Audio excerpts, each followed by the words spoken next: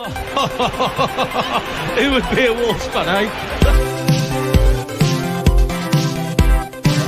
On goes Paul.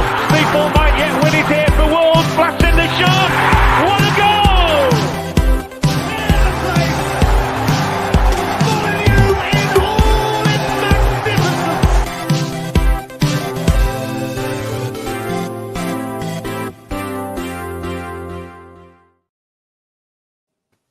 Hello and welcome to today's episode of Wolves Fancast on a Saturday night of all things. I mean, I was trying to work out, Tom, I've been doing this show for 9 years now. I'm not sure if I've ever done a show on a Saturday night. No, I don't think I've done one. No, because I mean, it's not a day. We'll talk about Friday night games. It's me and Tom on today, by the way.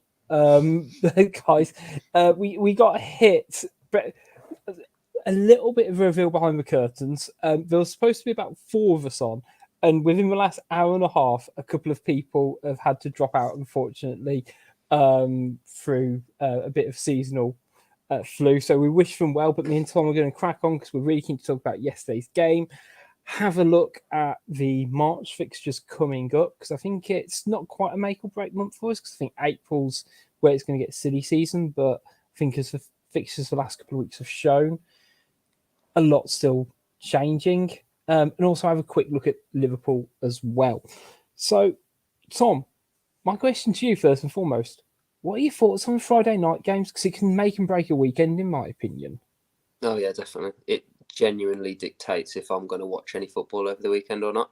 So if we lose, I don't want anything to do with football for the rest of the weekend. It takes me a weekend to get over it. I don't like watching football if Wolves have lost because it reminds me that Wolves have lost. It's really sad, but it's just fact. I know Stu's the opposite, isn't it? I think he's like it's like a hangover. He likes to drink through it, so he'll just watch every game he can just to try and filter out all the shite of the Wolves. I was going to say, I don't like almost that BDSM level of like self-torture after it, to be honest. Like, but you're right, let's say, I think literally because you go from like Friday night and you see it's like, oh, it all goes up against, don't care. Was it Leeds last season we played on a Friday night? So I think when we lost, when Jimenez got sent off, I've got a feeling in my head that was on a Friday night, and it just kills any joy of doing anything. But I guess last night's result, I don't know, because it's a draw, I was a bit teetering in terms of whether I'm going to let it ruin my weekend or, let it ride on a high. So I've watched the football today. Obviously, I can't legally watch the 3 o'clock kickoff games, so can't say anything about that. But at least seeing the bits of Bournemouth and catching some of the Liverpool game as well, which is currently happening. Although that's not been a amazing watch, I'm not going to lie. Has kind of just about kept my enthusiasm up. But let's talk last night then. So for anyone who's been living under a rock, Wolves drew 1-1 away to Fulham. I don't know, like on paper, when you look at the league table prior to the game, it felt a bit weird for me because I guess at the start of the season, maybe, or 18 months ago or whatever, you'd sort of expect us to be in the opposite ends of the table in terms of where, Liverpool are, so where Fulham are, I think they're 8 from kicked off yesterday. And, you had us in 15th, but, Fulham have done the business this season. So I know it was a weird kind of mentality going into it because I'm not used to Fulham being good. Yeah, I get that. I was apprehensive about the game because Fulham they're having a good season. Purely if you look at the league table, you think an away game against they might have even been higher than 8th. I might be wrong. I don't know if they were 6th or maybe 7th or something like that. Anyway, but then I saw the teams come out, and then you're looking at the teams on paper, and I genuinely in my head I was like, hang on, what am I worried about here? If you look at the actual 11s on paper, I know football's not played on paper, but if you look at that 11 on for the audio listeners, it's just come on screen now. There are not many players I would take out of that Fulham 11 to put in that Wolves 11 to make it better. Especially without Mitrovic. I mean, he's not. Mitrovic is okay. It'd definitely get in our team as a number 9 currently. You'd say Molineux. I quite like their fullbacks, although especially last night, I don't think we've got much to complain about with our fullbacks. But is that it really? I couldn't really. Pereira on his day is all right. Willian obviously was decent, but I don't think he'd swap. Molineux would walk into our team, but other than that, I can't see any major players I'd have in our 11. So I felt better as soon as I saw the lineups. Yeah, I think what it shows to me with Fulham is that they're obviously a really well drilled, organised team, and I was going to say like how bad a lot of teams are in the Premier this season, at least defensively. That you look at that lineup, and I completely agree. Tom, that isn't like a standout team on paper. That's and I guess with no disrespect, that's not like a top 6, top 8 team. But actually, you can see like there's a bloody good spine in that team of like strong players. From Leno, Ream's having a fantastic season. You've seen Molineux and Andreas Pereira, 2 really solid players, and on this day, Mitro. That is a chunky spine with, I guess, kind of good championship kind of surrounding it. So I kind of thought the same because I've not watched a lot of Fulham this season, but they're kind of steadily going about their work. And to be fair, even when I saw the Wolves lineup, obviously Lamina coming back's, was the biggie, but also Jimenez up front as well, because I guess they were like the 2 things that we're missing against Bournemouth. Sorry. Yeah, I agree. I think everyone's got their opinions on Raul, and he hasn't been good this season. He hasn't been good since his injury, unfortunately. However, I think it was time to give one of the centre forwards a run out and see Cunha just playing off them, rather than him being the focal point. And I think it definitely made a difference in the first half. I think it linked the play so much better between the the midfield and the forwards, which I think was lacking a little bit against Bournemouth.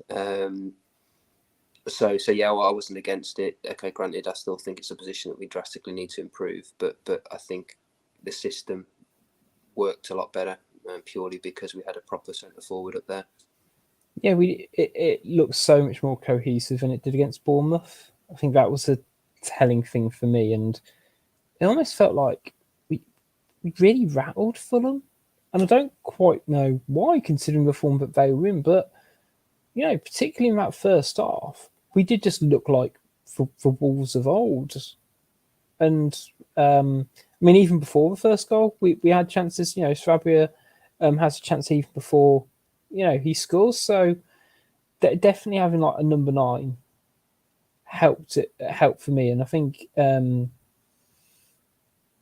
could talk about Jimenez, I guess, in general, but apart from his touch being a bit wayward, which is almost just a given at this point, I thought he had a pretty solid game as well. Yeah, I think so. That's probably the best he's played for, I don't know, was the best he's played this season. Yeah, he didn't. There's that header in the second half that he was very, very close with, and it was nice to see him get his head on a few things. Really, that is the Jimenez of old, putting his body about, getting knockdowns, bringing other people into play. So yeah, I think Raul, definitely did make a difference, and individually played a lot well, and he did chase around, he pressed very high, as they all did, and we completely outplayed him. I haven't seen us dominate a team like that with the ball for a while. Even since Lopetegui's been in, I'd probably say that's our most dominant half. You could argue maybe against Villa. I said to the mate I was watching it with at the time, it very much reminded me of the Villa game, and ultimately it was similar in more than that way as well, with the result in the second half lagging a little bit. But yeah, dominant. And then even Carragher, you're saying on there that that we were absolutely outplaying them. It should have been at least 1-0, and maybe even more than that, at half time.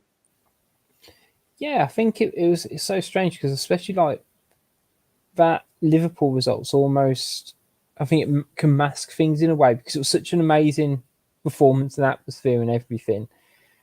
And like we seized upon opportunities, whereas we were so dominant, you say, in possession that I don't know, it kind of gave me a bit more belief that we can assert ourselves on team rather than be a bit of a reactive outfit and kind of scrape through things. And to do it against, a really solid Fulham side, I think it is a lot of testament. And, I think it shows in the goal in terms of how that goal comes about as well, because you could argue it's kind of on a counter attack, but the amount of movement for that goal, bloody hell! Like, I love a training ground goal. I love it, and everything about that goal, it's all done on the training ground for me. Like, how essentially it eventually comes out to, a great work from Jimenez to start with. Yep.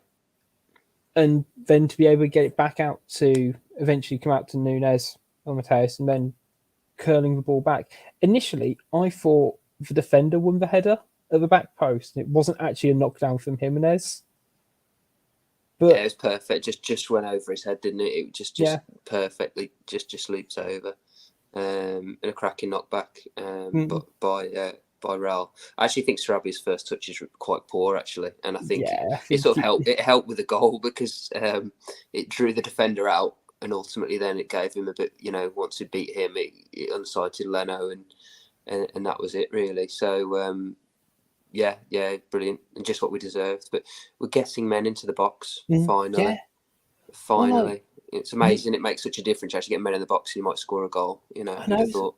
Exactly, and even when Mateus gets the ball, when he whips it in, you've already got Cunha in there. You've got Jimenez in there, obviously. You've got Sarabia, and you also got Neves. And I think that was the thing that I really enjoyed about the goal, because clearly it's something they worked on. Because when Jimenez heads it back, you've got Sarabia, and then 5 yards behind him, you've got Neves about to run onto it. So if Sarabia's not got himself in the right position, you've actually got one of your midfielders coming in as well and supporting.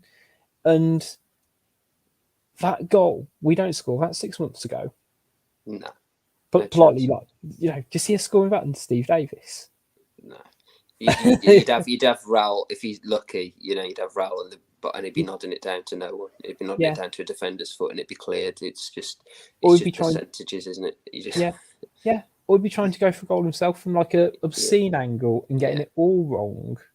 And you say that I was going to say, it almost sounds like Allardyce-esque, doesn't it? When you say, it's percentage football, but it's not. It is just having that belief and that bravery to, I don't know, get a few if you really technical players a bit further forward, and look how much Neves game's pushed on yet again, just having a bit more freedom to go forward. Yeah, he breaks the box. He breaks the box. He had that header, didn't he? I think it was overly close, but the Ruben Neves header 10 yards out, that's just unheard of. And it's noticeable how since Lamine come in, it isn't always Neves taking the ball from the centre halves. It can be Lamina as well. So they're very sort of flexible on that. I think they've got the double pivot, don't they? So they can, that it's just a bit more fluid in there. It's not so predictable. It's what we often, had of Neves taking it off the defender's toes and then moving from there. It's just nice to have another body that can do the same job and the same work, and it just makes the game flow better. The possession being so much more assertive, if I wanted a better phrase. So I was really, really impressed with the first half, and it's unfortunate really we weren't, because I think we deserve to be more than a goal up, and I think it's just unfortunate that we couldn't quite capitalise any more on the dominance that we showed. Yeah, it's a real shame, because I know Fulham, in my slightly unbiased head, did have some chances, but I don't know, at the same time, particularly those first half chances seemed very, I don't know, just fairly standard. We didn't seem sort of particularly, troubled by them or anything. We seemed to really hold our own for a lot of the time. And it was a bit, I guess, frustrating. The further you look back on it and go, a good side manages that game out. If you Wolves, yeah, maybe, yeah. Or I think it's one of those. It's like it's hard to be critical because it was just such a good goal. The equaliser was just so good. He's put postage stamped it from 25 yards, and there's little bits and pieces I think that could have been done better with it. But other than that, they had the Vinicius header at the end. But I can't really think of any other chances that they had. I think generally we did pretty well. I think a team that's just on the crest of a wave, I think they probably do see that game out and it's just the position that we're in. It's amazing how often things just don't quite run for you, whether it be refereeing decisions that we've seen in the past or just little bits and pieces of luck around either box. But definitely reason to be optimistic.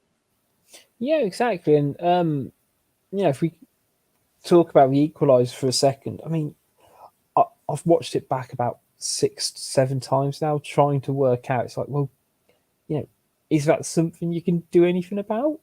And I don't know. I think it's always frustrating when you get an inverted winger who cuts inside because you can't know what he's going to do. As a defender and a fullback, you're sort of always taught to, show them onto, either inside or outside and stuff like that. But it happens so quickly. And as soon as he gets that half yard of space, and it's like he bends it in the bottom corner. It's a sublime finish. Yeah. He looks a player. He does. I think I looked at. The one thing I always do is when the teams are out, I just have a look at the opposing Twitter feed and just see the comments, just so how they're feeling, and everything was like, what's Solomon got to do to get a start. It was like pretty much every comment was that, and then when he came on, within about 3 or 4 minutes, you could tell he had something about him, and.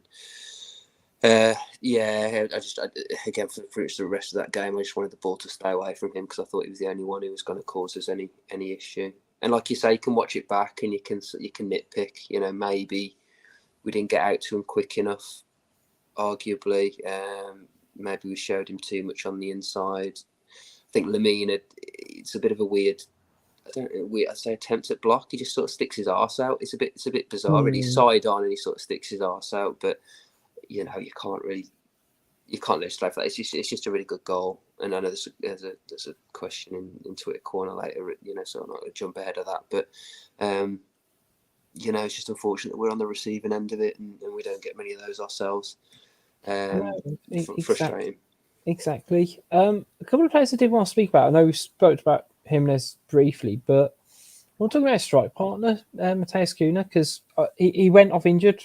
Unfortunately, and seems to be a bit of a nasty one as far as we can tell.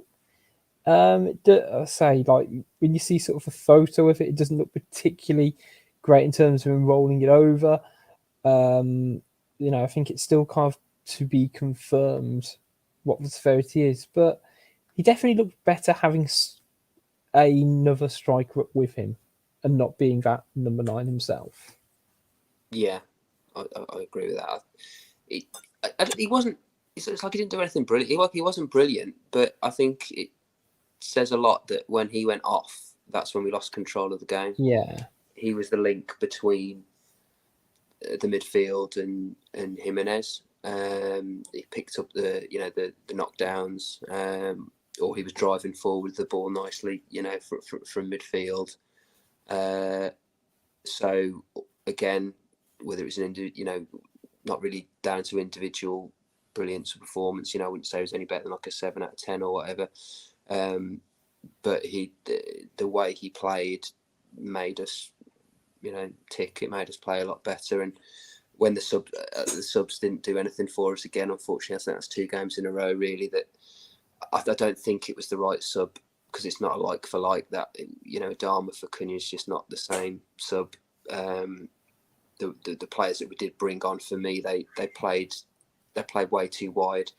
why it worked so well in the first half, in my opinion, is because they play quite narrow, the two wide men. So sort of Sarabia, if you call Cunha a wide man, or just behind Raul, that they were narrow, and they let the fullbacks do the width. Whereas in the second half, I think Adama and when Podence came on, they were just too wide, and there was no link.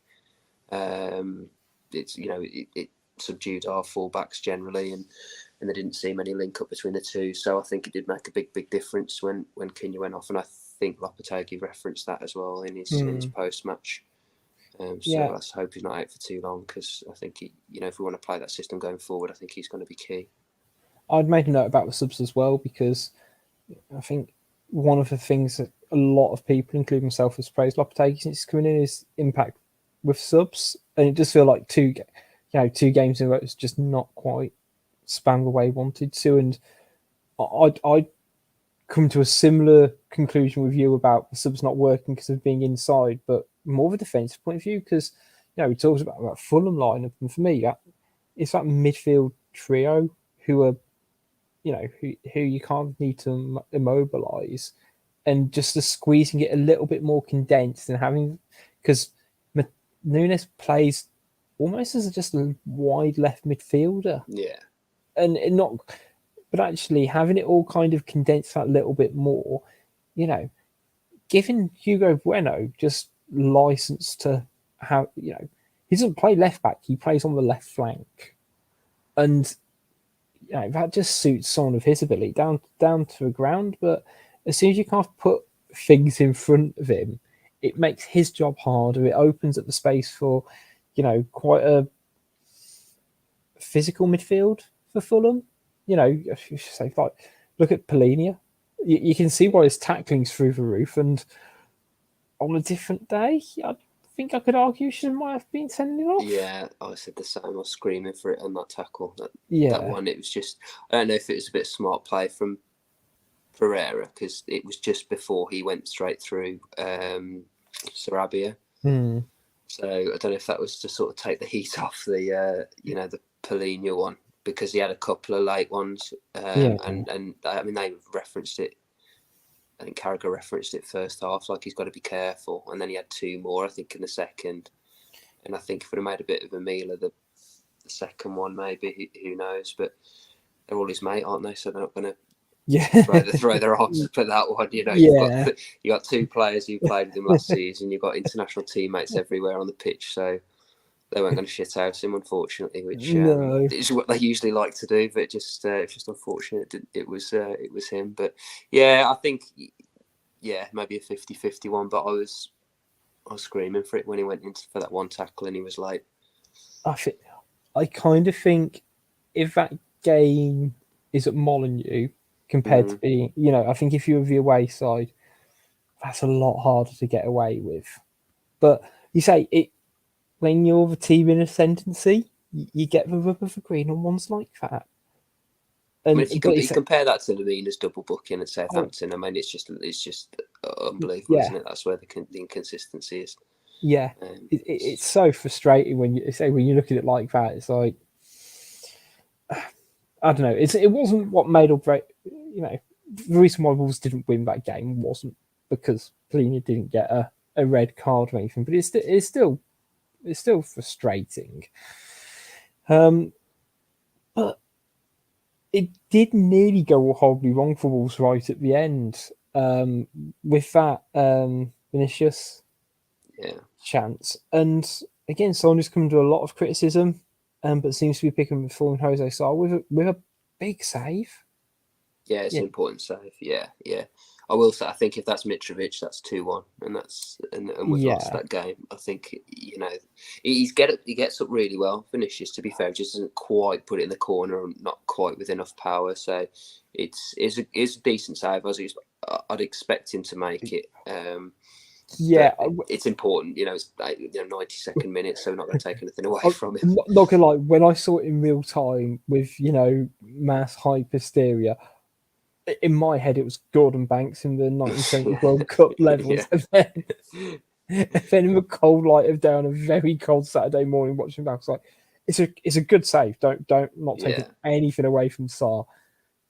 But considering what a leap he gets, because like his leap's so strong, it basically stops Dawson Yeah. from getting. He just can't get up at all. So I don't know, frustrating that we couldn't get anything more out of it. But I guess at the same side, Fulham might argue that if they had chances like that as well, whereas Jimenez has a great header, which I think he's slightly unlucky with. Great contact with it. One he can't flash is just wide from about 10 yards out or whatever. But we had a couple of overloads in the second half, and we really ballsed it up. I remember Pedence was awful when he came on. He's very hot and cold for me. I go through phases. I've got a bit of a love-hate relationship with Pedence, but he was pretty dire when he came on, and he messed up a couple of counters that we had. I remember one, I think it was 3-on-2, breaks him in the centre. He just plays like a really weak pass that gets intercepted. And then I remember that Lamina run was in the last, I think it was injury time, absolutely fantastic. Just driving it. He drove it from about, 25 yards out from our goal through a body of about, 3, 4 Fulham players, pretty much right to the edge of the box. I think he slips in Costa and he sort of dallies and doesn't really do anything with it, which was frustrating. So a point, it's probably a fair result. I think we probably were slightly the better team over the 90 minutes, just purely for that first half. I think Silva probably annoyingly deserves a little bit of credit. I think they just decided to bully us a bit in the second half because we were just completely outplaying them, and they, like you said, they sort of got in our faces a little bit, and they turned it into a really scrappy, niggly affair. I remember that one point in the second half when I think we had 3 men down injured, down injured, and the physio didn't know what the hell to do, who to go to first. I think Cunha was one of them. So I think they just tried to fight us with a bit of sort of shithousery, really, and it did probably swing the game a little bit in their favour. And I think if anyone was going to win it, it probably was going to be them in the last sort of 5 minutes. So I was quite happy when the final whistle went. I think if we play like that the rest of I went into after that game thinking we're going to be fine, because you don't dominate a team like that in that sort of position if you're not a half decent team. And we look like a good solid Premier League side playing well. It's absolutely nothing like it was at the start of the season when we were clinging, when we were getting wins. They were clingy, sort of scraped wins, whereas now we look a lot more proficient and better in so many areas of the pitch that we're going to be fine, I'm sure. Yeah, and it definitely felt like a response to Bournemouth as well. Yeah. Because that it wasn't a terrible performance, but it was below standard for me. Like, it wasn't calamitous or whatever. We just didn't have that cutting edge, and we at least showed that we've got that in our locker. It's just a question of, can we consistently do that more than once in a game as well? Because like that Sarabia goal, fantastic, brilliant, but we kind of need to see them do that multiple times, because if we can't just rely on that one goal, which statistically we usually are as Wolves. Yeah, I agree. Yeah, like that'll be make or break. You're absolutely right. Yeah, if we can get enough goals, we'll look more sure at the back. And you're probably right. We would have a lot more points in the bank if we could turn our dominance into more goals. You could say the Villa, we would probably deserve to be at least 2-0 up at half time, maybe more than that. Same with Fulham. Bournemouth in the first half, I mean, we absolutely pissed all over them in the first half, and we didn't really create anything of note. So it'll our season will be defined by getting the goals when we're on top. And I say goals, not as in more than one. Yeah. And another reason, there's a stat that flashed up during the game as well. I mean, Fulham have scored 11 set piece goals this season, and we scored 2 or something like that. I think. And one of those was, arguably, sort of against Liverpool quite recently. So these things make in the Premier League. Every little thing makes a massive difference to ultimately to points tallies, because often there's just one or two goals in a game like that. So yeah. Obviously, there's massive improvement that we've made under Lopetegui, and that a few little bits and pieces more, and I think we'll see us fine. Yes, I definitely agree. Like, I don't think, not saying completely out of the woods or anything like that, because I'm still a little bit anxious about what's behind us. But when you see how assured we were in those games, and like it's just sort of alluded to in terms of those starting lineups, if 8 of those players in that Wolves lineup show up, then we have a chance against any team. Problem is, for a lot of this season, about 2, 3 have been showing up for it, and we can just you can just about cope, I think, if we don't have a good striker, which we don't, because it's either Costa or it's Jimenez, of which Costa is here. He is present but not here, and Jimenez is the same. Will between them they get 5 goals between now and the end of May? Probably not. We've got this big fat 0 so far. Yeah, exactly. Games left. Yeah. It's bonkers. But so long as, in my opinion, Cunha or Podence / Sarabia, even Traore somehow, and that midfield are firing on all cylinders, then we've still got a chance to, say, almost win by the percentages. But I don't know, I think a lot's going to come down to Lopetegui in terms of how he wants to set up teams. And it feels like he's going to sort of switch it depending on the opponent as well, and how he wants to use Traore, who, at the very least, he seems to have got the trust and love of, which I think is such a big thing for Traore in terms of feeling empowered. And you sort of you can see the visible points where his head's drop when Troy's head drops, and he doesn't seem to quite do that as much under Lopetegui so far.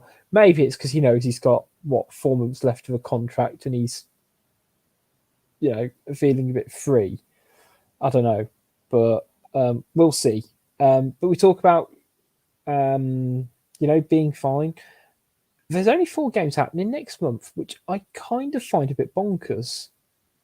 It's because of international breaks and things like that. But essentially, we've got 4 games coming up in March. We've got Liverpool on Wednesday, which we'll talk about more in a little bit. We've then got little Spurs, I was going to say, essentially next weekend now, which is crazy. Then Newcastle, then Leeds. And part of me, I think it kind of depends on your optimist pessimist hat, doesn't it? Where you go, don't see us, that's a tough run of fixtures, don't see us getting anything from that. Or I don't know. I think you'd asked me like 2 months ago at that slot, I'd have gone, yeah, we're screwed. But now I go, Leeds, I think we've got a healthy chance, more than a healthy chance against them. That definitely needs to be a win. Liverpool, so we'll talk about in a bit, but we've shown what we can do against Liverpool. Spurs are Spurs, and it can literally be a toss of a coin with Spurs sometimes. Yeah. And Newcastle are I think, have potentially hit that peak and are now trying to define the second half or final third of their season as well. So I think it's 4 really interesting fixtures we've got coming up.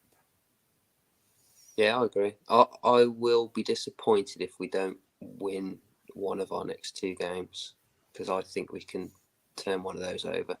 Like you say with Spurs, you just don't know what Spurs is going to turn up, but I'm quietly confident in that game. I don't know, I've just got a feeling. It seems like almost like the Liverpool game, really, where they're going to be there to be got at.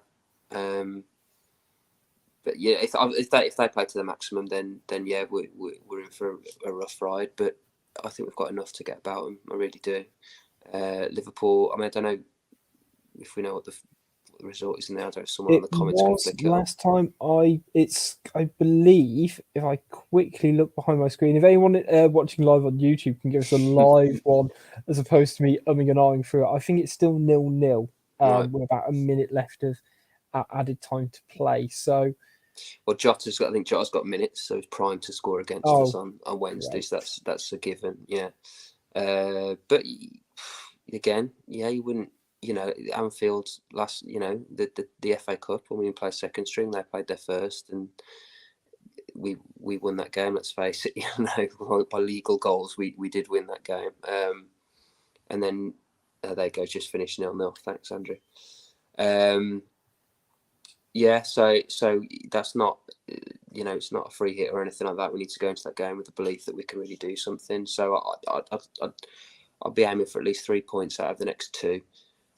Newcastle away will be tough. You know, I'll take our classic 1-1 against them. I'll take that now if you offered it to me. And then you're absolutely right. We need to be beating Leeds at home. So I mean, if we got 7 out of the next 4, I'd be absolutely delighted. Or, you know, but I'd take 6, maybe even 5. But I don't think we've got anything to fear. It's at that stage now, like, you know, as a classic Wolves fan, where I think we're just as likely to get a win against Liverpool away as we are to get a win against Leeds at home. It's just Wolves all over. Fully in my head, I can see us beating Newcastle but losing to Leeds. Yeah. And it being eternally frustrating just because you sort of need to beat Leeds to get point separation. Yeah. It's like Bournemouth, isn't it? Yeah. And it's that silly stage of the season. It's like, well, actually, yeah, it's all well and good beating this team, but actually you need to beat this team. But yeah, I'm quietly confident, which feels a bit weird because so much of the season weren't, but I've at least got faith in Lopetegui for... You know, he seems to have had Klopp's card a lot recently. So I think it is going to be a really interesting ding-dong on Wednesday night. But, you know, even if you say against the likes of Spurs and Newcastle, and I find Newcastle a funny old one, Tom, because when we played them right at the start of the season and Hwang gifts them, I say, that sounds really bad, I was going to say, Hwang gifted from a goal, he did because you weren't really wrong. I'll tell you. Yeah, it's correct yourself there. It was pretty. I still think Alexander Masterman still had an awful lot to do. He didn't help matters. He just just a nice assist, you know. Yeah, it's a good assist and a good goal. But I don't think Newcastle were amazing against us, were they?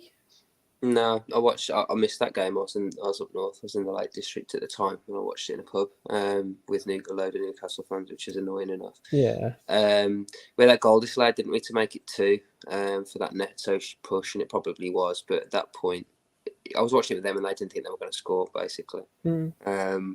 And I think we were holding out pretty well, and then obviously it only takes one cock up when you're 1-0 up, and that's curtains. And they could have won it at the end if I remember rightly. I think Trippier had a free kick like last minute, which I was expecting to hit the net. I actually left the pub at that point because I thought I'm not going to be in here if it all goes off for these Newcastle fans. I'm leaving.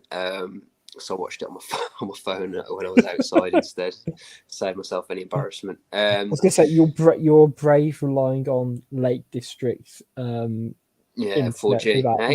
It's not too shabby now, you know. It was awful a few years ago. It's not too bad. I was going to say I stayed in Ambleside about 2 weeks after you, and it was like parts of it. Say in the town centre, 4G, everything fine. We went to the property, which was 1.5 miles just outside. Yeah. Cool. Yeah, it's just what you want, is that you might just about get a text message come through. And it meant like even just for Wi-Fi was just so slow. Yeah, so I get back in time. It really is. So yeah, I don't envy you. Try and watch on your phone outside. Yeah. Looking at the table phone, it's looking all right. I was going to say as of time of recording. Now, again, peek behind the curtains for anyone watching live on YouTube or watching back on YouTube. The league table I've pulled up. I did about 8:30 quarters, and I did it about at half time. So somehow, because it has stayed 0-0 in the That's right. Palace game, this is actually an up-to-date table. Nice. So it's got Palace only 3 points ahead of us, but we are very much in that middle of the bottom half, being 15th, and a win would have made life a lot nicer, I think. Because of just some of the results that went our way, you know. Don't get me wrong, it's great for us to get pumped, but then it's meant West Ham are now clawing themselves back out. Again, it's great to see Southampton lose because, you know, it's one less place, especially after their win last week. But then it's meant Leeds have then clawed a little bit up the slippery ladder as well. Yeah, I'd keep your eye on Forest. They're not a good side at all. I've watched them this season. I've not seen them play well. I'm not just saying that. I haven't really seen them play well this season. They were half decent against Chelsea, I think, when I watched them. But I know it's all these buts and maybes. But if they didn't fluke that result against City, and it was a fluke, they'd be below us now. So I really don't think they're out of it. Palace, I don't think Palace will. If you know, for your audio listeners, you know, Palace are in 12th on 27 points, and then it's Villa on 31. Obviously, Villa are out of it, but anyone from Palace could get dragged in. I don't think Palace will. Leicester are too good to go down. I still don't think West Ham are going to be in the mix come the end of the season. I think they've got too much about them. So, yeah, I think Forest will get dragged down there, and then. You'd like to hope it's that bottom three that's in there now, really. Southampton, Bournemouth, and Everton. It's a bad result for Everton, that was today. And I think, if I remember rightly, they've got Arsenal away next as well. So there's really some opportunity there to pull away from them. I know our games aren't the easiest, but we've got an opportunity there. And ultimately, it's about being better than three teams, and I think we are. I think healthy. I think the first one's a great one to pick out because I was trying to like. I think they did get a hammering off Man City earlier this season, 6-0, but that's a heavy goal difference. Yeah, they conceded 42 goals this season, and they've got no centre halves they've got two centre halves that are relying on now for the next 3 months, I think. So, and like I say, they're not a good side. So I really don't. I think they'll be in the mix come the end of it. Maybe I'm wrong, but I just as I say, I haven't been overly impressed with them. We've got to play them away, and that's a game that I'll be targeting 3 points big time. I know, I don't know if it's super cliched or anything, but it does sort of feel like for Forest, like every game's a cup match. Yeah. In terms of how they just play and what they kind of get out of it, for me. But you're right, I do sort of see it being one of those 3 out of those bottom 4 at the moment. And I'd be kind of surprised at this point is not those bottom 3 of Everton, Bournemouth, Southampton at the moment. And then I think it will catch up with Forest next season potentially. Yeah, but I think it's just good to have as many teams in it as possible at this stage. I think just be above. Sort of the upper half of the teams that are in the mix. Really keep your head above water, but you got to get out. You don't want to be relying on points out of the last few games because it's a silly season at that point in time. Anything happens come the end of the season, and I don't think our fixtures are great come the end of the year either. I think we've got United away and Arsenal away 2 out of the last 3. I think. Yeah. So you don't want to be relying on results come then. No, not really. I think that's why I think. Particularly April's a very fixture-heavy month, but I think if we can, it sounds silly, if we can beat if we can win against Forest, if we can get a couple of vote and beat Leeds as well, a couple of the games like that, that will just really just propel us that bit further forward. And the fact we're now on to a point a game ratio again, for me stands us in good stead because. I think if we can just about keep that up, I struggle. Will it be a impressive return for Wolves over the course of the season? No. But I also struggle to see, other multiple other teams being able to get more than 38 points as well. Like, you're telling me Southampton are going to get Southampton aren't going to get more than 38 points. Neither are Bournemouth probably. Everton, I can't see them putting a run together. In the same way, I feel that we can now consistently pick up points. Whether it's win one, lose two, or however, I've got a lot more faith in us at the moment than when you look at some other teams down there, and you kind of scratch your head really about how they're going to do it, unless it's a bit of by look or by judgment. Yeah, we've been in Bar City. We've been in comfortably in every game that we've had until Lopetegui. And you say, it is a point a game over the course of the season, but for a lot of that season, we had the clown in charge at the start, and then we had, the bless him, the PE teacher in for another sort of, 5 or 6 games. So we've actually got a serious manager now, and if you look at his points to games ratio, it's upper mid-table, So you've got another 14 games under this manager with this squad. So we've played City twice, and you've got to play most of the other teams again. So I think you've got to back this team and this manager under those circumstances to get enough points that we need now. Yeah, definitely. We had a couple of questions for Twitter Corner, Tom. One's morbidly dark, and the other one's quite interesting. I'll let you choose which one's which. We'll do the morbidly dark one for Andy Smith, who's a regular contributor, and I think he's taken my silly or serious question and put his own spin on it when he's asked, will they ever find a cure for death? Of which I'm like, okay. I did say we'd try and answer. I'm going to go with no. Yeah. We spoke about this before, didn't we? I was like, I can't see there being any other answer to that question. Yeah. Let's skip it and do one which I was actually really intrigued by Hungry Like the Wolf, who again, regular contributor, so shout out to him. Shout out to them even.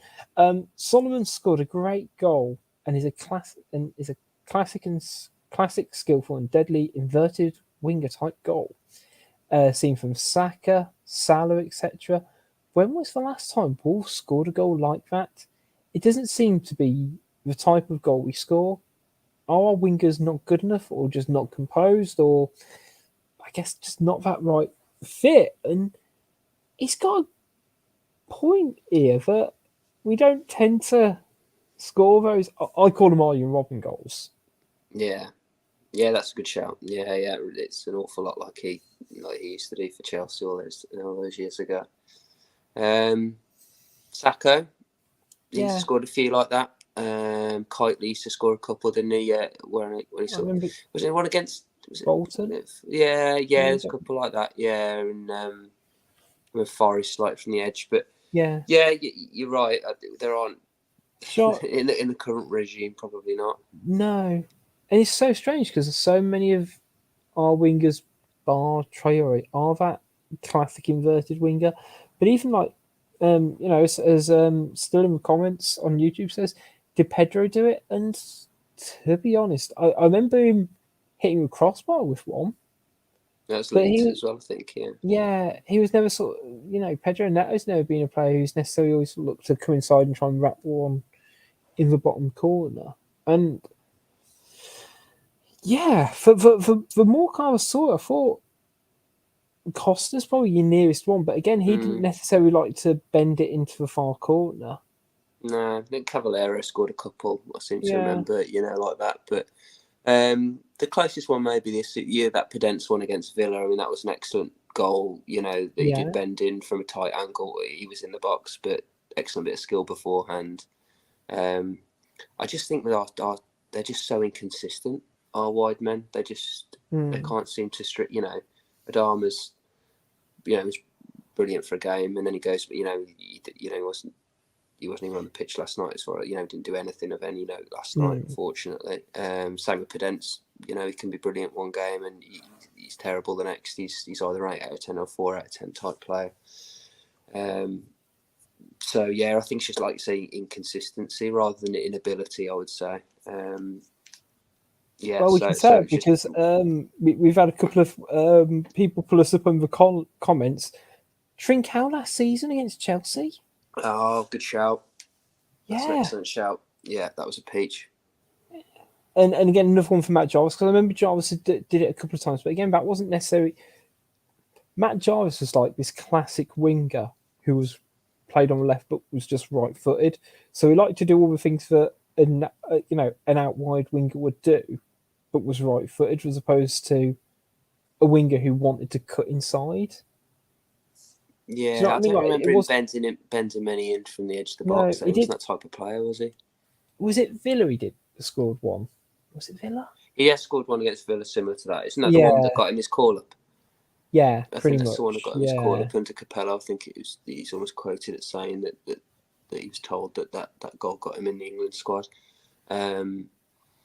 Yeah, it's like I say, it's just the frustration, isn't it? About last night. It's just when are we going to be on the end of one of those we types don't. of goals? I was going to say we don't score them, and we don't have the players who seem to have that not quite ability, but just like you say, like even someone like Podence, he doesn't pick the ball out wide, almost like in the channel, and then go, I'm just going to cut it inside, beat a man, and then whip it into the far corner. Yeah. In the same way, like you say, he scores one into the far post, but it's a slightly different type of goal. I've seen Wolves concede a couple like that, and I don't know. I bet every team says the same thing. To be honest, Yeah, it's true. Yeah, absolutely. Yeah. I bet you leave it over. Oh, Mo Salah never scores that type of goal. It's like, yeah, he always fucking does. Always does.